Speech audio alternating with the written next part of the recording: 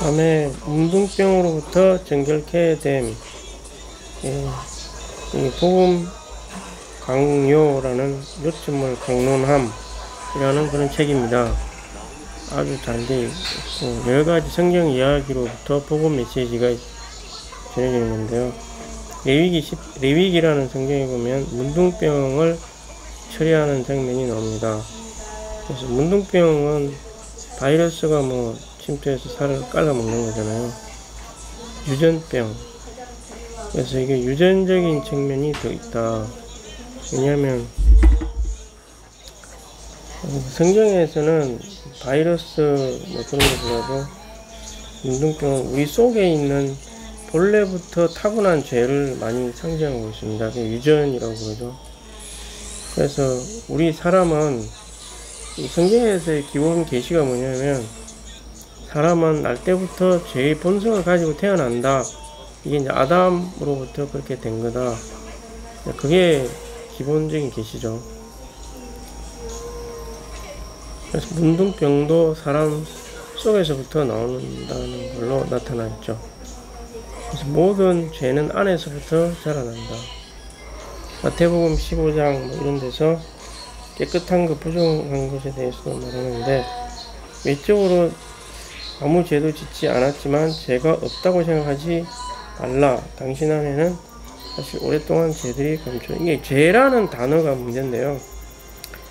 여기서 말하는 죄는 우리 윤리적으로 감옥 안 가는 정도의 감옥 가는 정도의 죄를 말하는 것이 아니라 하나님이 보실 때의 죄를 말하는 거죠. 그래서 이게 수준이 되게 높죠, 사실은. 그래서 대부분의 사람들은 이 사람을 괜히 죄인으로 만들어가지고 억지로 하나님을 믿게 만들었다, 이렇게 궤변을 하는 경우도 있습니다. 그런데 하나님이 진짜 그렇게 할 필요가 없죠, 사실. 그렇게까지 죄를 용서해 주기 위해서 만약에 그랬다면 사람의 죄를 억지로 용서해주면 되는 거지. 그 죄를 용서를 해주려고 그 근거를 마련하시려고 예수님이 사람이 되고 또 그게 모든 사람의 구속 제물이 되려고 30년을 이렇게 아무 흠없이 살고 또 그 흠없이 산 것을 증명하기 위해서 또 병으로 죽은 게 아니라 일단 죽임을 당해갖고 또 음부까지 갔다가 음부를 이기고 다시 몸을 찾아서 부활을 하는 그래서 이제 완전한 제물이 됐다. 왜냐면 그 전에 구약 성경을 읽어보시면 용서를 하려면 자기 목숨 값에 해당하는 동물이든지 뭐를 바쳐야 되고 피를 흘리면서 바쳐야 되거든요. 그러니까 완전한 제물이면은 그게 이제 모든 인류를 구속할 수 있을 정도의 제물이 되는 거잖아요.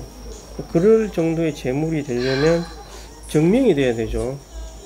아무리 하나님이라도 하나님이 이제 육신을 입어갖고 그 입은 육신, 혼, 이게 아무런 흠이 없다는 걸 증명을 해내야만 구속주가 되는 거잖아요. 그 증명되는 게 이제 음부에 갔다가 도로 부활을 했기 때문에 증명이 된 거라고 볼 수 있는 거죠. 그래서 이제 우리 안에도 이제 이 문둥병이 이제 지금 말하고 있는데 치유되지 않는 질병이라는 거죠. 이 질병이라는 거 일종의 말하면 죄는 정죄를 받고 그 정도 수준이 아니라 죄가 있으면 그게 서서히 사망으로 빠지게 된다는 거예요. 사람이 생로병사를 한다고 그러잖아요. 나고 늙고 병들고 죽는다. 이게 다 죄 때문에 그렇다고 보는 거죠. 순수한 사람이라면 안 죽죠. 사실 죽을 수가 없는 거거든요. 그래서 주님이 이제 우리에게 영생을 준다 이런 말을 하는 거는 결국 죄가 용서가 되었기 때문에 영생이라는 영원한 생명. 그래서 이 정결케 되려면 그 레위기에 보면은 이제 2마리 새를 이렇게 해가지고 새 2마리는 아주 새 1마리는 영적이다. 새의 가격은 매우 적다. 첫 번째 새를 죽여갖고 피를 정결케함을 받을 자 위에 뿌리는 것은 뭐냐면 주님이 우리를 위해 죽으셨다는 걸 나타내는 거잖아요. 그러면 즉시 정결케 된다. 왜냐면 대신 피를 흘렸으니까. 두 번째 새는 죽이지 않는 새죠. 그래서 이거는 죽지 않고 살아났다는 걸 표현하는 거죠. 그래서 주의 피 흘림으로 맞는데 권세로부터 해방되는 것은 부활로 말미암는 것이다. 그래서 문둥병과 살아있는 새 위에 생수와 피를 뿌린 것이다. 문둥병자 외 살아있는 새 위에 그 생수와 피를 뿌렸다는 거죠. 그들은 피를 뿌리고 생수를 뿌렸다. 한면으로 피로 이렇게 되고 다른 한면으로는 죄의 권세로부터 해방되는 부활 생명을 받았다는 것이다. 이것이 바로 죽고 부활하신 그리스도를 예표하는 것이다. 새 2마리가 결국은 그리스도가 죽고 부활했다는 걸 이제 표현하기 위해서 그런 문둥병자를 정결케 하는데 그런 예표를 사용했다는 거죠. 결국은 1마리 새인데 죽었다가 다시 부활한 거를 진짜 새는 그렇게 될 수 없으니까 이제 새 2마리를 가지고 그렇게 했다는 거예요. 피는 죄를 용서하기 위한 거고 물은 부활 생명을 준다. 그러니까 우리에게 죄를 용서를 해줄 뿐만 아니라 부활 생명도 줘가지고 죄의 권세로부터 또 해방될 수도 있게 하셨다는 거죠. 살아있는 동안에도. 나중에 주님 재림할 때가 되어서야 이제 우리 몸에 죄의 본성이 완전히 제거되기 때문에 그때까지는 계속해서 죄의 권세로부터 해방되는 게 필요하죠. 정결케 된 이후에는 의복을 신는다는 것은 행위를 처리한다는 거죠. 머리를 깎는다. 헛된 힘과 능력을 자랑하지 않는다는 거. 몸을 씻는다는 것은 낡음을 깨끗하게 처리한다는 것이죠. 이렇게 해야 된다는 거죠. 이제. 해야 되는데 또한 할 수 있다는 거죠. 이렇게 율법하고 하나님이 이제 그 은혜는 뭐냐면 율법은 이제 우리 안에 신성한 생명이 없는 상태로 바깥의 규례대로 그냥 똑같이 따라하는 거죠. 예표니까 그걸 율법이라고 하고 신약은 우리 안에 내적 생명이 실제가 있기 때문에 그거를 따라하면 할수록 우리 안에서 그게 더 자라날 수 있다는 거죠. 그래서 신약에서도 물론 뭐 해라 이렇게 하는 게 있죠.